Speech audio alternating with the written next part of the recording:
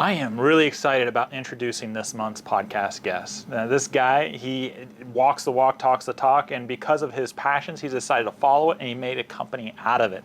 It's still pretty small, which is really cool, because whenever you talk to customer service or whenever you're trying to really get to people to understand things, it's a lot easier as companies get larger and larger and larger. They kind of lose sight of that, and it turns into more of a bureaucracy. But with Haven Tents, I was very quickly and easily able to get a hold of Derek and request that I talk to somebody in his company, it didn't have to be him, to be interviewed to discuss his incredible Haven Hammock Tents. Now, I've been doing a lot of research on backpacking and hammocks and ultralight tents and things like that, especially since my troop is really starting to get into more backpacking. In fact, for the backpacking merit badge, like they gotta do 30 miles, and I'm like, man, carrying the same stuff that I did last time just isn't going to work. And I was looking for something like a hammock, but what I found out with a hammock, and I have one, and I've used it, and it's okay. I get a fairly decent night's sleep and everything, but it's just not like awesome. You gotta get just the right way, and then you gotta kind of a la carte. You can go to a company like One Wind or something like that, and you can get everything there that you possibly need, but it can be kind of overwhelming, and all those little bits and pieces really start to add up. And when I thought about, like, man, I like hammocking, right? I really like the idea of getting in between trees, getting a good night's sleep, the lightweight and compactness of it. But when you start thinking, especially for winter camping or cold weather camping here in Ohio, fall, winter, and spring, those are really, some awesome times to go camping. You don't have to deal with the bugs, right? You got the perfect temperature. I'm also a cold sleeper, so when it's cooler temperatures, I honestly sleep a little bit better. So for me personally, I knew, like, man, if I get a hammock, I'm going to have to get an underquilt. I'm going to have to get a top quilt, because you can use a sleeping bag, but a sleeping bag and a hammock doesn't work quite as well. So a top quilt certainly makes all that a lot easier. Going to have to get a fly and all these other bits and pieces. Now, Sarge Vining, I want to give a shout out to Sarge Vining, because if you are really interested in like the nitty gritty and how hammocks are made and the bits and pieces and all that's included, Sarge Vining, as you all know, he's a good friend of mine. His early YouTube channel, before he started this vintage camping stuff, did a serious deep dive into the hammock stuff. So check out his channel, go all the way back to some of his earliest stuff, and educate yourself about hammocks that way, because it is a very different beast. So this brings me to the Haven tent. So throughout all my research and my deep diving and everything, I discovered the Haven tent. Now, what makes the Haven hammock tent so unique is it is a flat laying hammock. And you can also use it as a bivy tent. Now, it doesn't qualify as an ultralight setup. However, again, when you start adding up all the bits and pieces of weight of a regular hammock and underquilt and things like that, and what you get with a hammock setup from, the complete package, it really pretty much comes close to equating. It may not be, ounce for ounce, but it's pretty daggone close. And with the hammock tent, you can even upgrade it with the spreader bars, and we'll get into that in a later video, but you can upgrade it and cut some ounces that way as well, so then it's more comparable to a more lightweight system. And of course, there's a couple options. If you're like me, you may want to get the XL, but if you're narrow or shorter, then you may want to get just the traditional Haven tent. If without further ado, I'm really excited because I learned so much about the product. I learned so much about the company talking to Derek of Haven Tents, and I'm really excited to bring this interview to you so maybe you can make an informed decision and see if the Haven tent is right for you. Please let me know below if you are a hammock camper, what you like to use, the pros and cons of what you like to use, and some suggestions for other people who may be getting into it, because it is a very different world from traditional camping, and but it's a lot of fun, and it's a very different sleep style. So here we go. I'm happy to introduce you to Derek of Haven Tents. Welcome to Honorable Outfitters. Today we have a special guest, the CEO and founder of Haven Tents, Derek Tillotson. Now, if you're unfamiliar with Haven Tents, you've got to check this company out. It is on fire. It's everywhere that you look anymore. And they got a unique take on hammock camping. Mr. Tillotson, thank you so much for joining us today and talking to us about your company and yourself. Mr. Dyer, thank you so much for having me on the podcast with you. It's awesome to be a part of this community. So we're going to dive right into it, man. Tell us a little bit about your background in camping and outdoor adventure. So like many people, I was introduced to the outdoors by my grandfather. He was a scoutmaster from Long Island, New York, had been in the scouting program forever. And so when he moved to Utah to be closer to his grandkids, he started taking us outside. And he'd have a van full of grandkids, and he'd make us, rock back and forth to help the van go up all the hills. And there were lots of great memories created with my grandfather visiting some of the amazing sites in and around Utah. And my dad adventured outdoors in other ways with skiing and snowmobiling and things. And generally I grew up in the Scouts, and so went river rafting with the youth group and went camping, became an Eagle Scout, and that's kind of how I fell in love with my time outside. Now that I'm a dad, I'm trying to recreate some of these memories. My grandfather is now gone, but hopefully some of those traditions of loving the outdoors and experiencing the outdoors and having to rock back and forth to help the minivan get up the hill. Hopefully some of those things will continue on. That's awesome. So I have to ask, since you're an Eagle Scout, what was your Eagle project? My Eagle project was giving meals to the Homeless Youth Resource Center in Salt Lake City, Utah. So we would deliver meals twice a week, I want to say, for the period of like 2 or 3 months. And it was awesome. I would bring other youth to help me with it, and just to see peers, people our own age that were homeless, and hear their situations was pretty crazy. And so anyway, that was my Eagle Scout project. It's pretty cool that it was mission based. I like that. That's pretty awesome. Yeah. What's a fond memory that you have, an interesting story of camping when you were a kid? Camping when I was a kid. So I would say a lot of my style of camping has evolved to be off grid, other than the stuff that I would do with my grandfather, which was great, super memorable. But my cousins and I started just kind of going back behind our house in the Wasatch Mountains in Utah. And so from my house, you could look out and you could see this big flat rock. And it looked like a dice, a big piece of granite that was on its side. And we would look for it and we would say, okay, let's try to hike up there. And so we got all of our camping stuff and we just set out into the scrub oak, which, if you're unfamiliar with scrub oak, in my opinion, they are the worst tree ever. It's an oak tree, but just like at the perfect height to like scrape your face. And they only get about, so high. So you're crawling through these things. And my cousins and I are just bushwhacking through this. We're probably, 13 or 14 years old at this point. And we make it up there to this big boulder. And it's like, it looked big from our house, but now that we're here, it's 15 feet high. Think of like a dice that's about 15 or 20 feet high, right? And luckily there was one scraggly scrub oak that was growing up alongside this thing. So we were able to climb up, and we actually camped out on top of this cube. And so we got rocks from the ground and we kind of put a perimeter. So if anybody started rolling in the middle of the night, they wouldn't wake up falling off of a 20-foot cliff. Instead, they'd wake up by bumping into one of these rocks. But probably the most memorable part of this whole thing was we forgot a can opener. And so we had our cans of chili just staring at them. There's no way we're going to go through all those scrub oak again to go home to try to get the can opener. And so we figured out how to bash them open with granite. And granite, as you know, is a very flaky rock. And so as we're bashing the tops of these cans open to try to make a little bit of space for our spoons to get in there, we're eating, grit.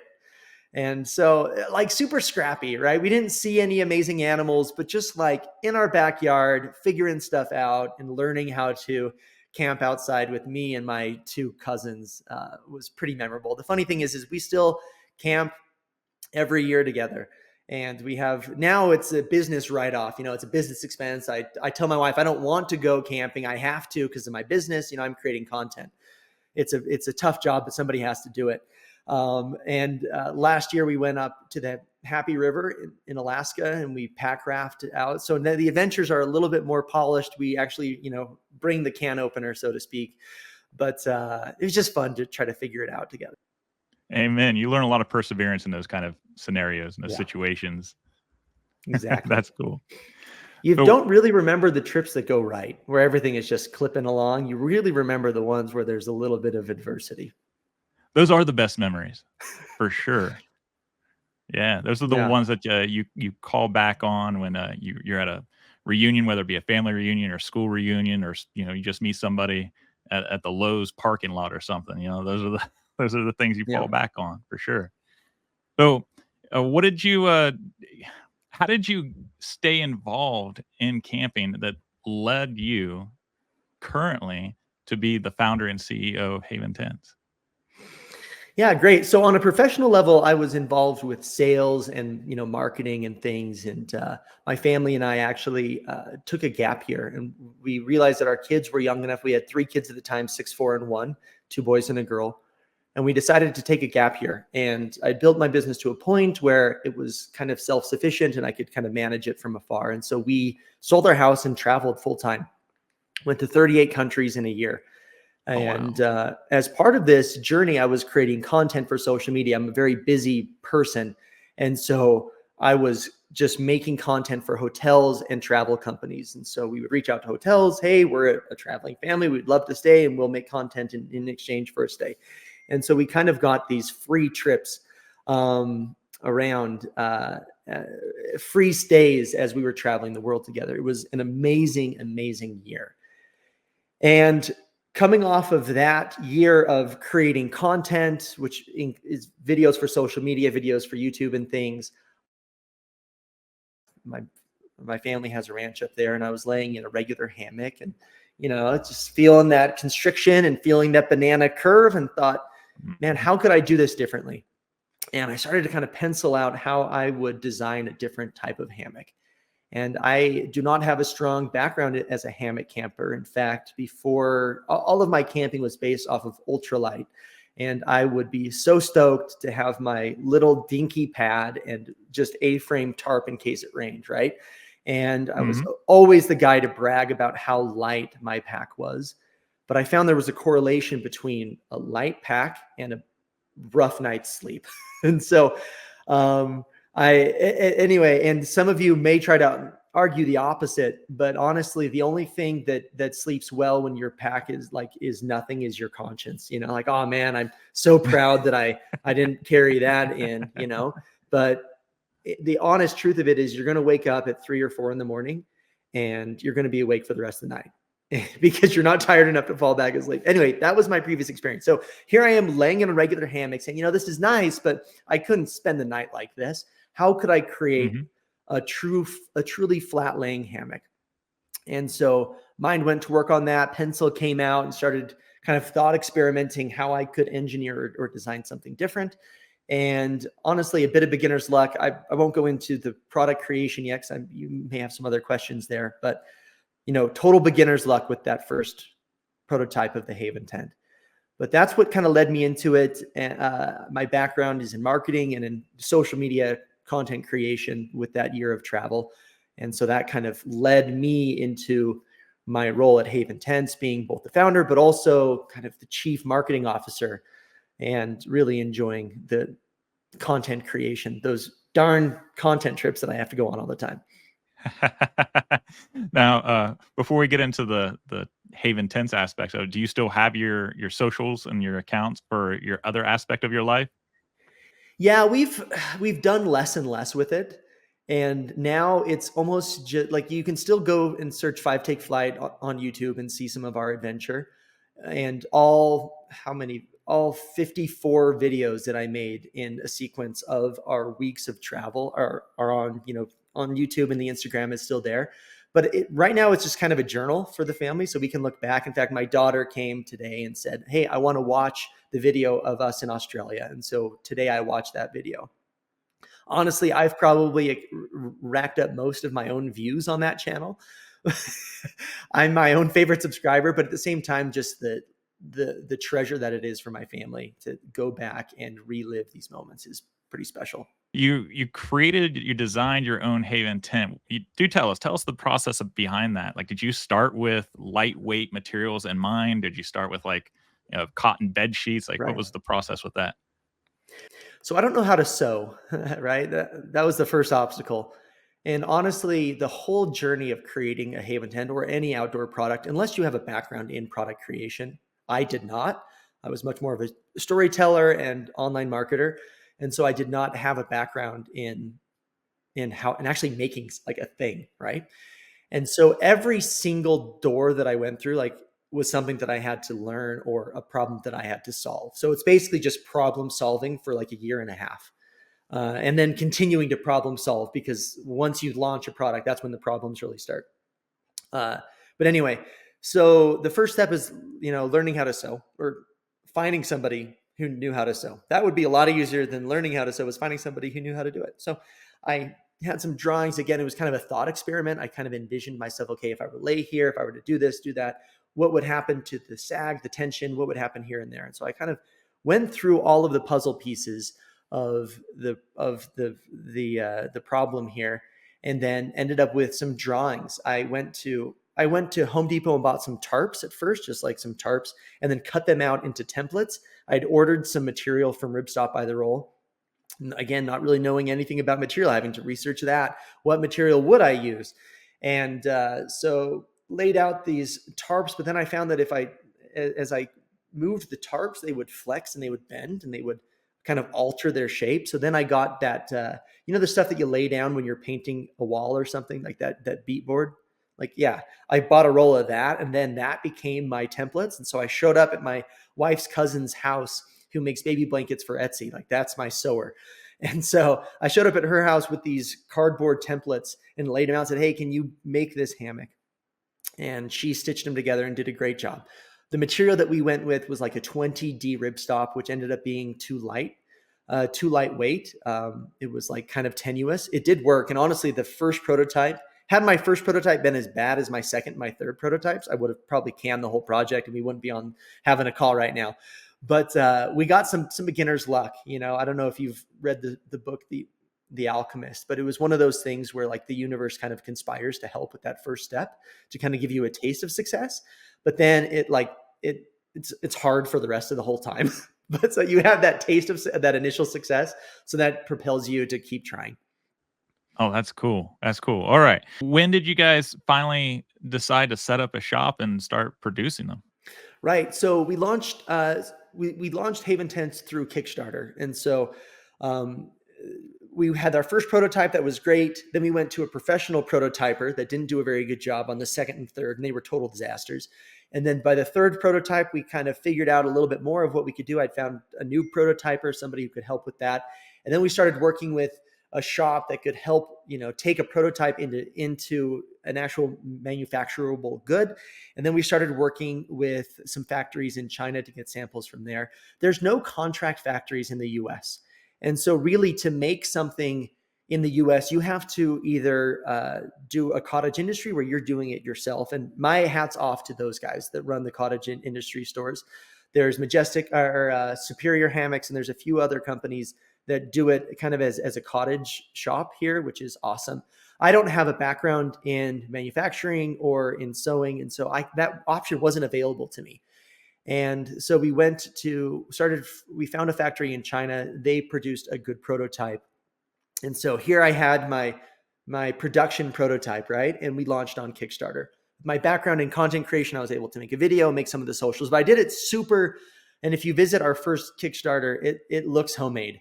And that's what it was. I do not have a background in graphic design, but I just kind of like whipped stuff together. I was so cheap, and I wanted to make money on my Kickstarter. I wanted it to pay for the first, round of production. When you work with the factory in China, you can't just order 6 units. You have to order like 100 or more. And so our first order, I think, was for 1,000 hammocks, which is a heck of a lot. But to get the pricing and things and everything, that was the order that we needed to do. So we launched on Kickstarter, and I told the story of, I've designed the world's flattest, most comfortable hammock. Come and check it out. That was the story that I told on Kickstarter. And people showed up for us. So we sold about $98,000 worth of pledges. I forget, I'm not sure exactly how many hammocks that is, but it was $98,000 that we raised, which funded our first round of production, which was awesome. And so that funded our first round of production. The tents arrived not without some issues and some difficulty, which I may or may not go into depending on the questions you ask. But then once we fulfilled our Kickstarter pledges, I had like this container. It wasn't a full container, but it was a heck of a lot. It was like 4 pallets of tents. And I'm looking at these things like, oh, darn it, I'm never going to sell these things. And I'm starting to do like like if I sell them at cost, I'm pretty sure they will sell and I'll be able to like recoup some of my investment, because I ended up having to add a little bit of extra to that first round of production. Anyway, and so I'm sweating it. And then COVID happened, and everybody discovered that they couldn't do those big family trips anymore. They couldn't fly around. So instead, they're going to camp in their backyard, or they're going to go camping with friends. And the outdoor industry blew up. And the timing for us was great, but it was also terrible. Like, I wish that we had started a few years before COVID so we could really capitalize on that upswing in interest. But as it was a great, tailwind for us as a company, and definitely helped us get things going. That's cool. What goes into the quality control aspect of the New Haven tents, since they're coming from out of country? Yeah. So it's gotten better and better over time, right? The first time that you make something, there's going to be some issues. So just to kind of touch on that, the first issue that we had was the design that we had given the factory that we had approved in our production sample. So you get a production sample that is spot on. You say, okay, let's make more of these, right? And then when they go to make the one production sample that they definitely take their time with, then some issues developed. One of those was an issue with the rainfly. We have these ties on top of the rainfly, and they went through. And so as it would rain on the rainfly, water would wick through the toggles and they would kind of drip into the hammock, which is frustrating as I can understand. And so we had to remake all of those rainflies, and we had to remake them during COVID, so factories are shut down and shipping is super difficult. And we figured out a way to do it and actually pivoted to a new factory to help us with that because of the COVID thing. And every time, it's kind of like whack-a-mole to a sense, but we've always stood behind our products, and we've always made it right for our customers. And it's never been big issues. We don't have hammocks exploding or, like there's never any big issues, but it'll be like a small performance issue. Like there's a little loop that goes onto the side that hooks the rainfly closed that you can use. I think only probably 10% of users have ever even seen this feature, but we had an issue where some of those were poking out. And unfortunately, like if that happens, we would replace the whole hammock, we would get it back, and then we would make the correction and then sell it as a second. And so a big part of my life for that first year was not fielding complaints, but I was the fulfillment center. I was the customer service team, and I was the marketer, and I was the finance. I was really a team of one for that first 6 months until we brought on somebody else to help. We brought on somebody to help with fulfillment first, and then we brought on somebody to help with operations. And I was still doing customer service. Now we have more people on the team that kind of do some of these different things. But your initial question is, what is the quality control like? It's basically giving constant feedback and saying, hey, focus here, focus there, focus there. And then on the customer standpoint, making sure the customers never feel like they got a lemon or they got something that they're not happy with. And if you read through our reviews, we've been able to do that really well. And as a new company, people do give you a bit of leeway or whatever with that. They're not going to be as strict as if they bought something from a Patagonia or something. They understand that, hey, we're a small shop. This is a new product. Thanks for pioneering this with us. At the same time, we don't want to use up all of that equity. Like, people are supporting us. And so if you go to the Haven 10 Adventure group, you're going to see some people talking about some of those issues, but we're always there taking care of them. And I love every single time there's a quality issue that pops up there on that group. You'll see like the first 6 comments are from people that have dealt with our customer service and have had a good experience. Like, oh, don't worry, reach out to customer service, and they'll tag me in the post. Derek, what do you think you can do here? And we always take care of them. And so we're not we've definitely grown, but we're not so big that like each customer isn't important to us. So we want to make sure that every single person that has a Haven tent has confidence in it and that they're out there in the woods having a good experience. It's pretty awesome that you guys stand by your product the way that you do. And, you can go to Walmart, you can get a hammock. It's definitely not going to be a Haven hammock tent, though. We're going to get into that in a little bit. But the fact that you guys are a smaller cottage industry, right? And someone can contact your company and get a pretty quick turnaround response. It's not like being on Walmart and using their little chat bot or something like that, or Amazon even for Yep. that matter. Your guys' company, I think, is at a prime state for people who are in the outdoor industry really to discover you guys and get an honest experience from it. Even if your products, quote unquote, aren't exactly made in the USA, you being the founder, the CEO, the one who actually designed it, you're not importing something over from Right. India Mart that's just mass produced. Like your fingers are still heavily involved in it. I think this is a great opportunity for some fantastic things in the outdoor community. All right. So Mm-hmm. your tents itself, you guys say that you sell better sleep. Is that right? Sell better sleep, Yeah. right? So Right. tell us about how that works. Like I'm I've done some hammock camping, but like you, I think they're pretty comfortable. And I know if you go at a cockeyed angle and you lay your head off the side and things, you can get a little bit of flatter sleep. But your tents offer something that's very special, and you don't wake up with some weird neckline from the pressure of sleeping in a regular hammock. So tell us about that. Right. So there's a big difference between 100% flat and 80% flat. If your mattress at home that you're sleeping on, right now, if your mattress at home was 80% flat, you would throw it away. There's no way you would tolerate anything but 100% flat from your bed at home. And we think it's the same with a hammock. Hammock shouldn't get this pass because, oh, it's flat for a hammock. There's always this little asterisk on there, right? And so our goal is to create a 100% flat sleeping surface that helps recreate or that recreates the at-home sleep experience. That's really the goal of Haven Tents. 100% flat, recreating the at-home sleep experience. And when I say that we're selling sleep, when I launched the company, I looked at the size of the hammock space, and there are a ton of hammock campers out there. But relative to campers, it's a very small circle, right? If you think of like the whole camp, like everybody who camps, it would be like looking at the earth, at the sun, and then seeing the little earth right there next to it, right? Like it's teeny, the amount of hammock campers. And so a lot of hammock companies are competing on ounces. They're competing on small feature improvements. And we are trying to appeal to the camping industry in general, saying this is a better way to camp. Not, oh, this is a better hammock. This is the better way to sleep outside. So we're trying to make that circle as big as possible. And even if you don't camp because you think you won't get a good night's sleep, we invite you to come and try the Haven tent. So we're actually trying to increase. And we did a survey last year, and we found that 35% of our users consider themselves non-campers, which is insane. The fact that our adoption, the biggest single segment for us is non-campers coming to Haven Tents to try to camp, maybe for the first time, or maybe they haven't camped in a while or whatever. So we're so excited to be introducing more people to the outdoors. Why is there an appeal, you think, to use a hammock tent versus just a traditional ground tent? Well, people have tried to sleep in a ground tent, I think.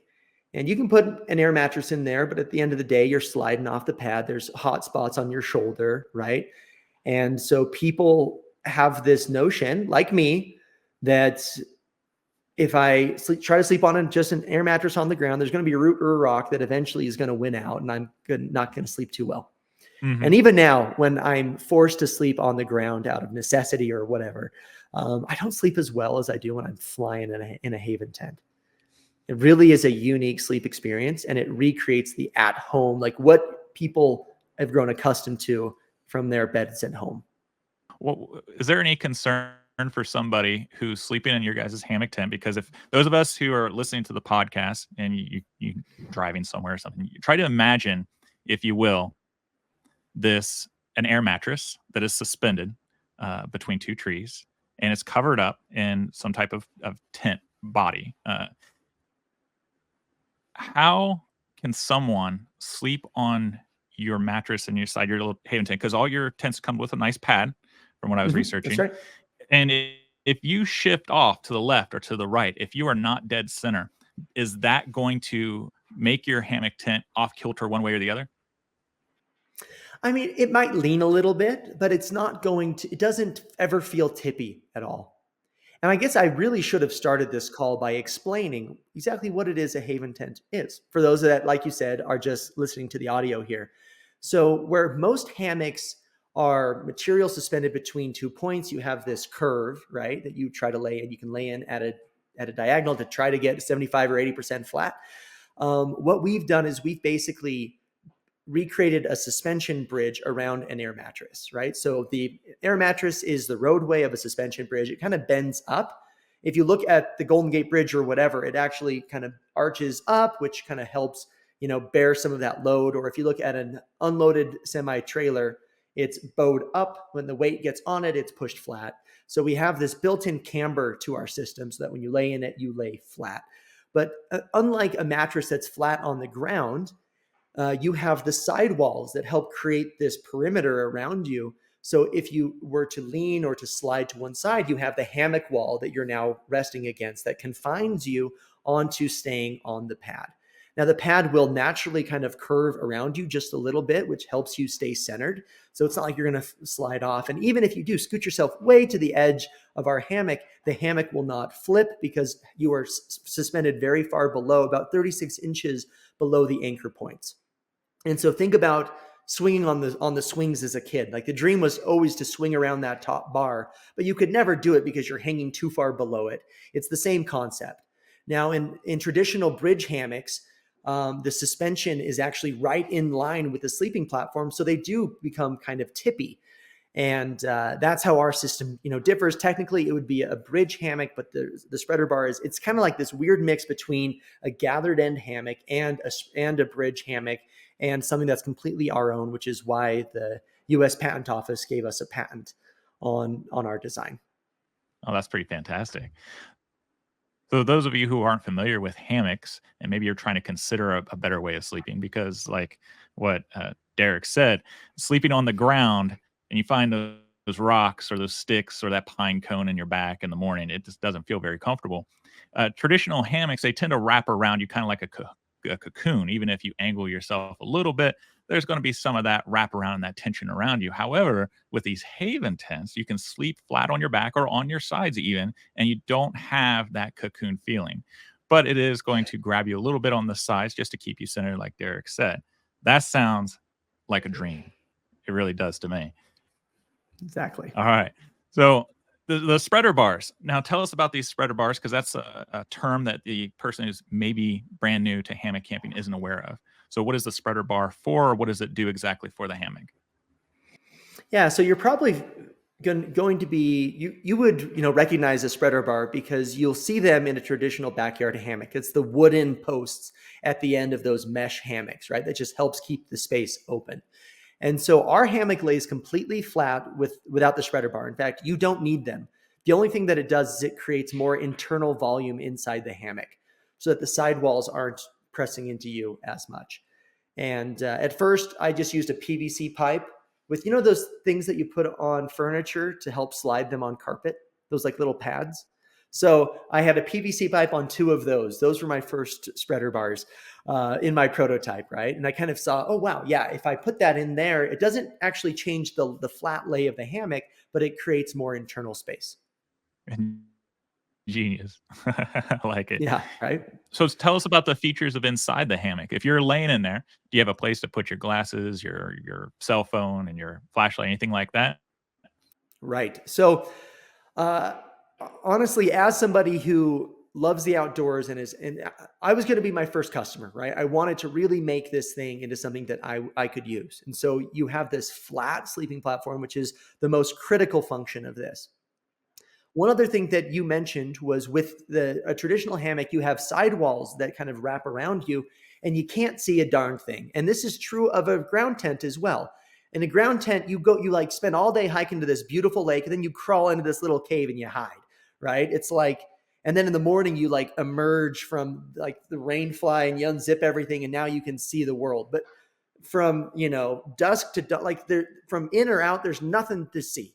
And you may have this little window in a tent or whatever that's teeny. In a hammock, you might be able to peek around and see it. But in a haven tent with these low sidewall arcs that come down, getting in and out is super easy. It's easier than getting in and out of a chair because it like goes underneath you and then it goes out. Anyway, it's super easy to get in and out of.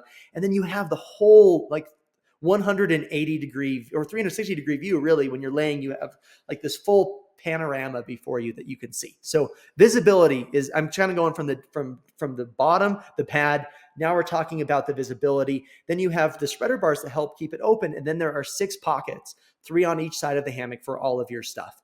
Above you, there is a structural ridge line, which makes it so that tree spacing isn't critical. A lot of times people say, oh, I got to find trees in the perfect right spacing otherwise my hammock won't work.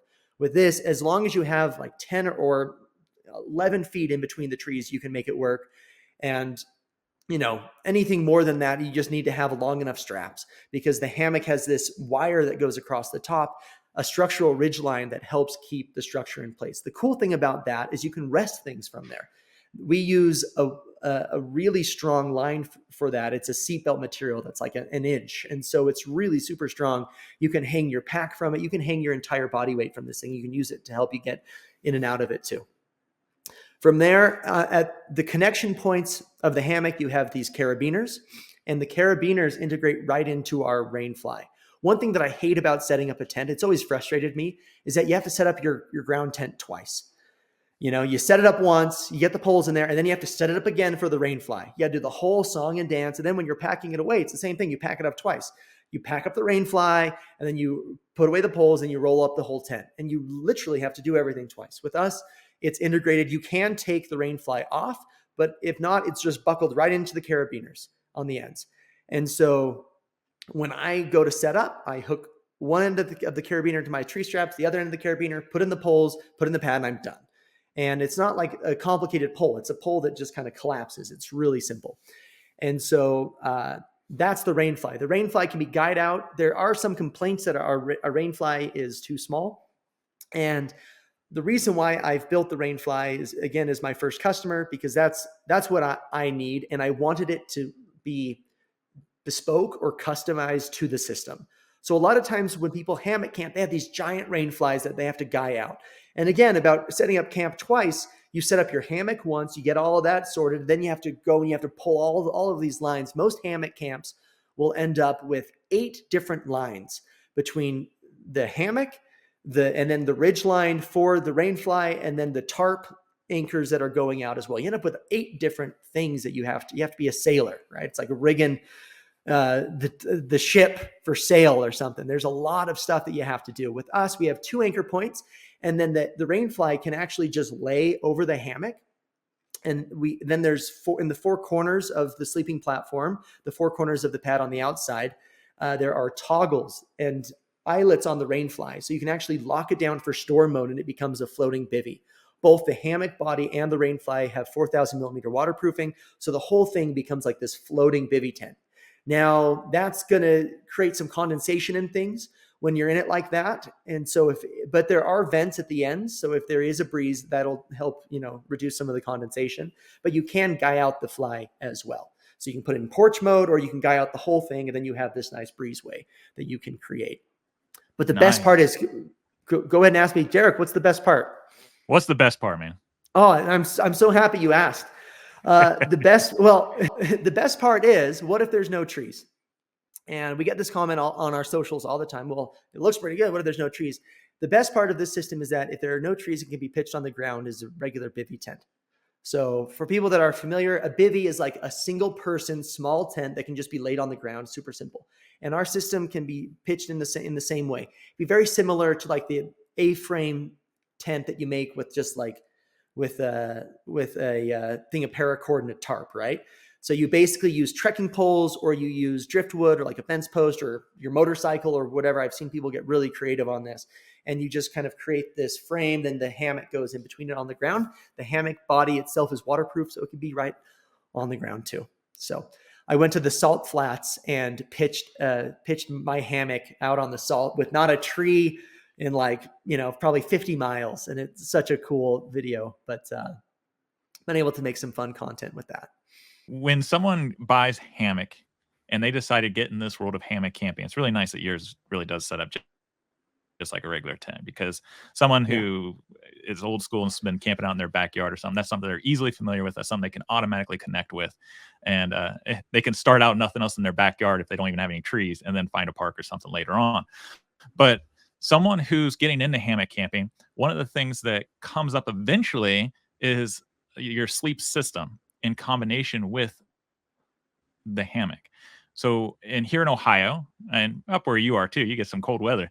But here in Ohio, during the winter months, or even during the late fall or early spring, oftentimes we have to be concerned about drop temperatures, especially late at night.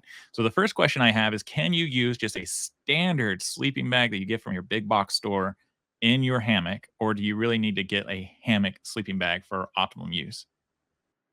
Okay, so insulation is one critical thing that people don't think about when they first get into hammock camping.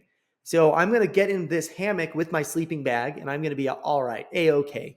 But they don't realize that there's this column of air that's constantly moving underneath them. And there's something called CBS in the hammock world. Do you know what CBS stands for? Cold butt syndrome. It's a thing in the hammock community, CBS. And so people, they buy underquilts generally that goes under the hammock. Anyway, I didn't even know what an underquilt was when I started this company, because ours uses an insulated air mattress. And so we are already insulating you from beneath, right? So that box has been checked. There's no additional special insulation that you need from below with our system. Sometimes it freaks hammock campers out because they're so used to having an underquilt under their hammock.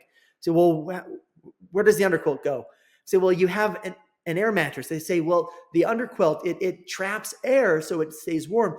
That's what a mattress does. A mattress traps air as well. So the underquilt we use an air mattress in lieu of an underquilt. So that being said, a regular sleeping bag is totally fine. In fact, the majority of the time that I go camping, it's just with my kids, especially, it's just with a regular sleeping bag, right? Or if I'm camping out in the backyard, which I've been doing recently because the river is starting to run right now, I just go with a camping blanket, really. And that's all I use. My favorite sleep system meaning a sleeping bag that goes with our hammock, is the ZenBivy system. And I liked it so much that I started trying to develop my own sleeping systems. Like, you know what? Like, they have the best materials, they have the best product, and it works perfectly with our setup. And their vision aligns with ours, trying to recreate the at-home sleep experience. You would never sleep in a mummy bag at home, right? Like, you would never do that. You would sleep under your sheet so that when you roll, the sheet stays right there on top of you. It's not rolling around with you. And in a mummy bag, when you roll from side to side, which you can do really easily in a Haven tent, when you roll from side to side, you're actually compressing insulation.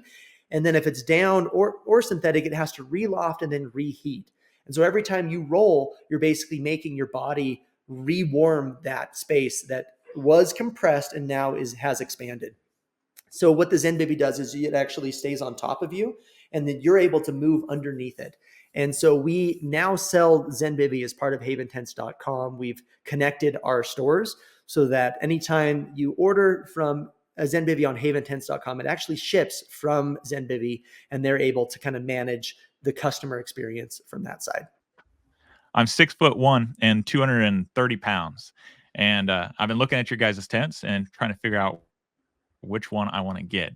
And you guys offer 3 different versions. You have the regular, you have the XL, and you have the Safari. Can you run us through the main differences between those 3?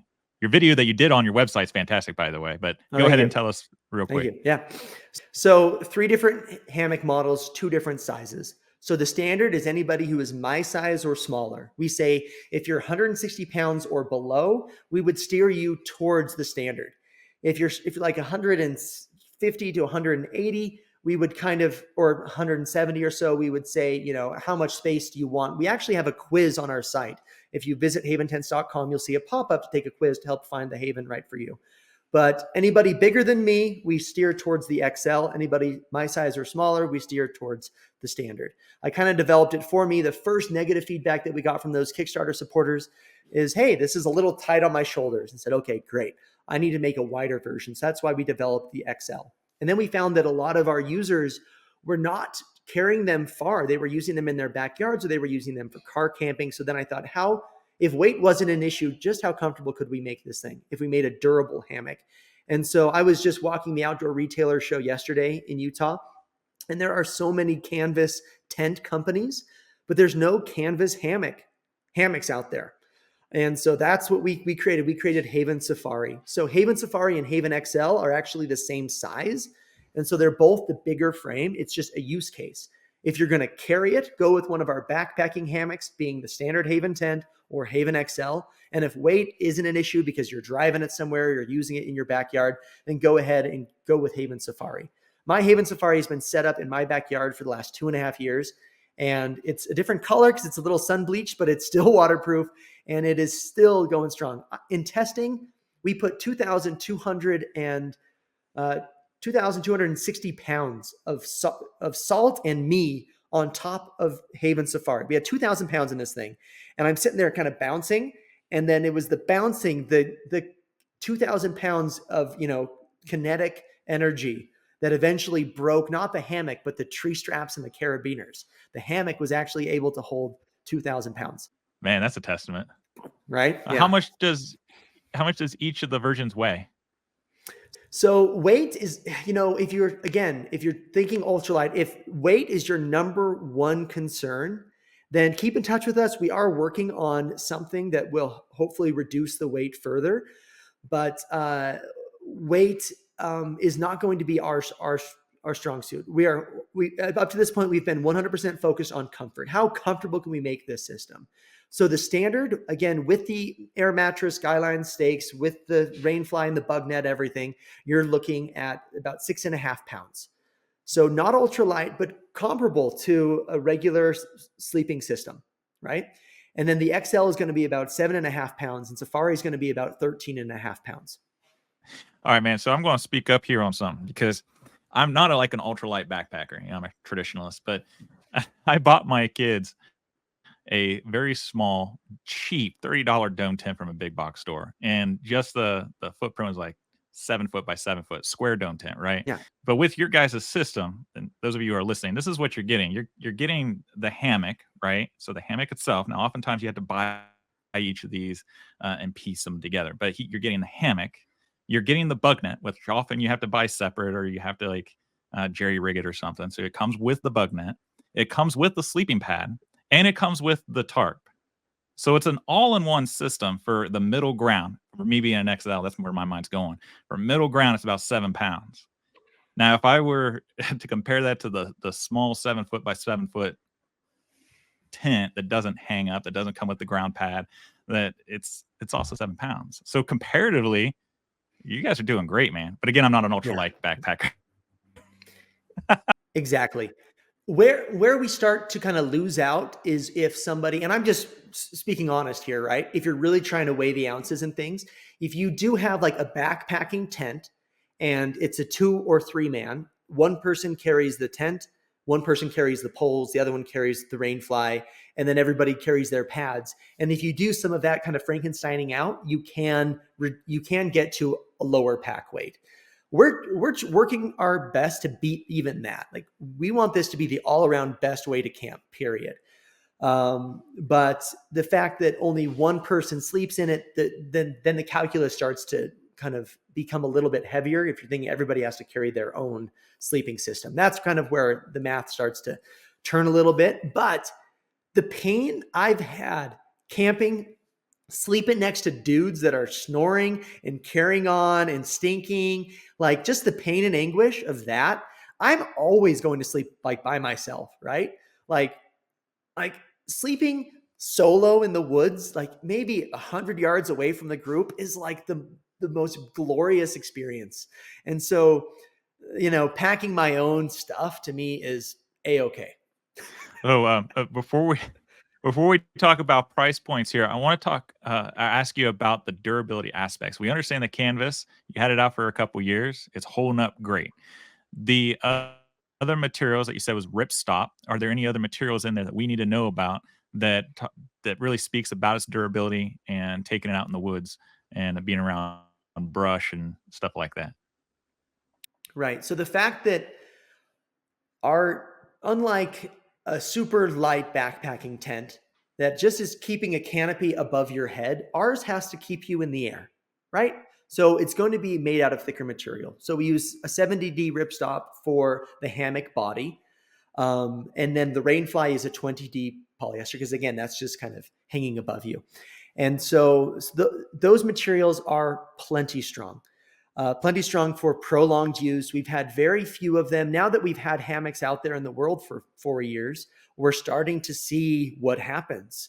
And honestly, I have been blown away by the durability. We have one guy in Norway who he made it a goal to camp every single month. And for what I know, he's still going. I still see his posts. In fact, he posted the other day in his Haven tent. He's out there every single month for the last 3.5 or so years camping in his Haven tent. We've had people. I had a guy who was a big dude live in his Haven safari for 6 months as he was living on his motorcycle through the US. So we've had these like use cases that are pretty extreme.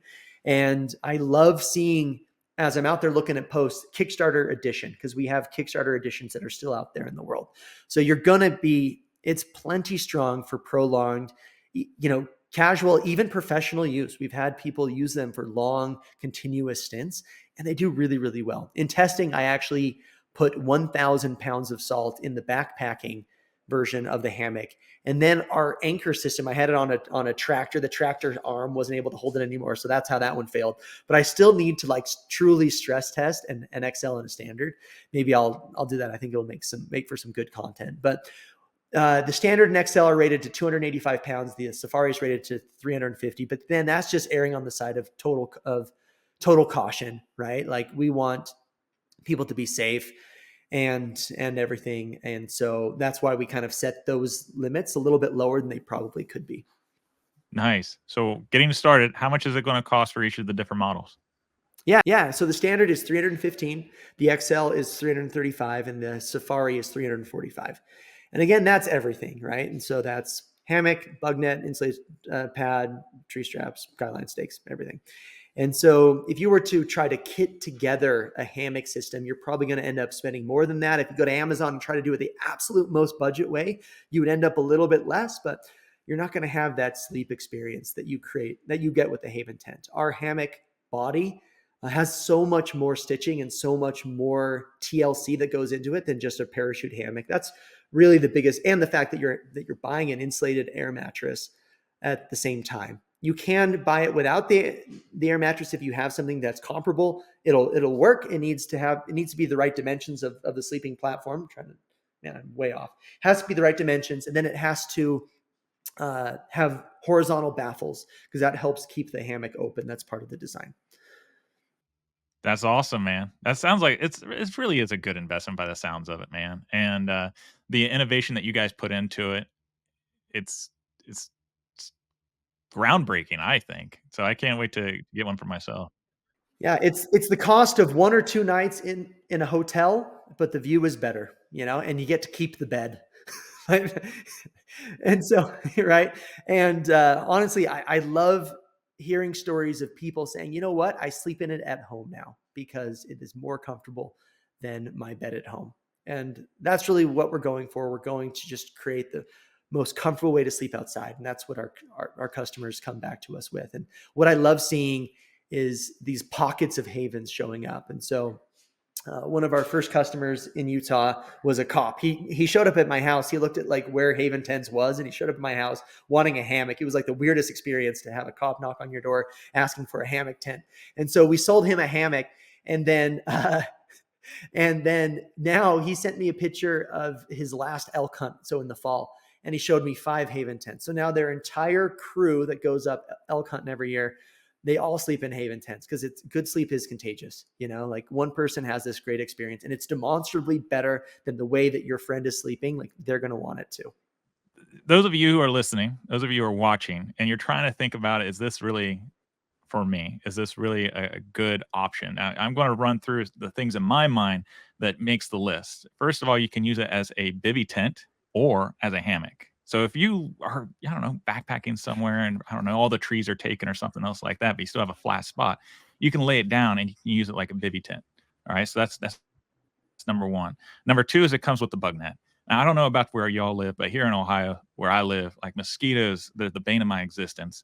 And having a bug net that's already included, that you don't have to fiddle fart with it. If you go on the website, you can see how the bug net is used and everything. You can lift up both sides, so you got free flowing air and everything. It's wonderful.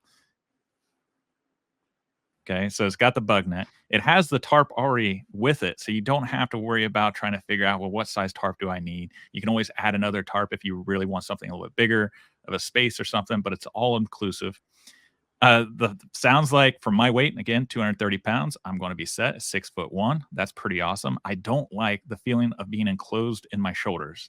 Now, you can sleep diagonally in a traditional hammock, and you can get away with that for the most part, but I don't know, like being able to roll in my sides, not have to worry about that angle and stuff. That sounds like a dream come true.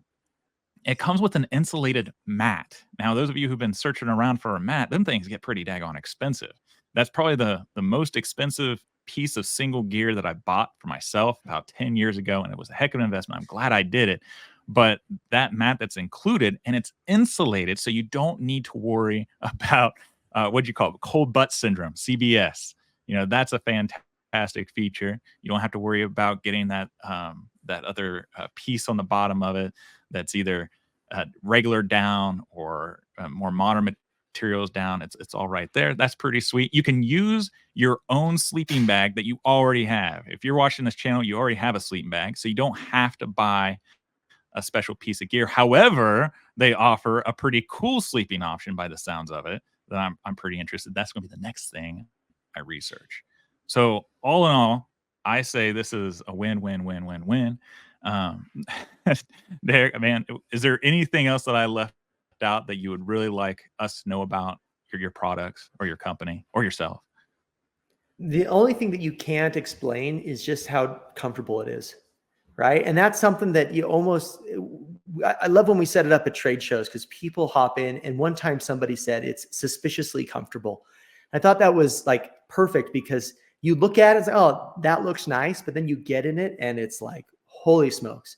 And I have a whole video on my socials that's just like that first reaction when people lay down, and it's just like, everybody's just like, oh, it's so comfortable. And it's just this common response that we hear again and again and again. They're blown away with how comfortable it is. And we actually offer a backyard demo guarantee where if you buy the Haven tent, you try it in your own backyard away from campfire, smoke, or pets. And if you don't like the lay, you can send it back to us. Warning, this is what we call in the sales industry a puppy dog close, because if you take a puppy home, show it to the family, you're not going to be able to return a puppy dog. And that's the same exact concept. You buy this thing, you try it out, see if you like it. Of course, you're going to think it's super comfortable, and you're going to struggle to envision yourself camping in any other way but with a Haven tent. Such a pleasure to be on your podcast today. Thank you for the opportunity to share my story and share this cool little thing we got going on at Haven Tents. Thank you, brother. If you guys are interested, all the links will be in the show notes or in the description box below. Make sure to check it out. Also, check out Derek's socials and see what his family got into a couple years ago. Man, this has been awesome. I can't wait to pick up my own. Thank you so much. You've answered all the questions I have. And if any of you have any other questions, reach out to them, because their customer service department got in touch with me like same day. It was super quick. And that's just one of the nice features of having a smaller company that you can reach out to and get all your questions answered. And it's I awesome. still manage our socials. You. So if you have a question for me directly, go ahead and drop it in our Instagram DMs. Awesome. All right, man. I hope you guys have fun camping. Derek, enjoy your outdoors experiences, and we can't wait to see where your company goes, brother. Thank you. Take care. Perfect. Thank you. All right. Cheers.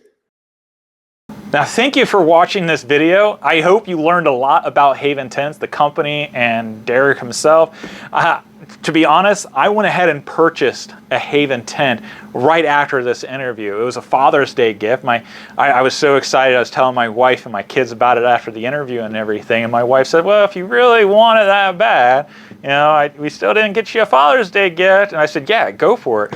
And they bought me the whole kit. And I can't wait for it to arrive. The next video, I'm going to show you the unboxing, and if I have enough time after talking about all the unboxing, I'll show you how I set up the Haven tent in my backyard, because you always want to try out stuff in your backyard before you take it out in the woods, and see my first impressions of it. I can't tell you how excited I am about it, and if you end up getting one, give me a shout out, let me know you got it, because I'd like to, you know, see your thoughts and talk to you about it, because it is a culture.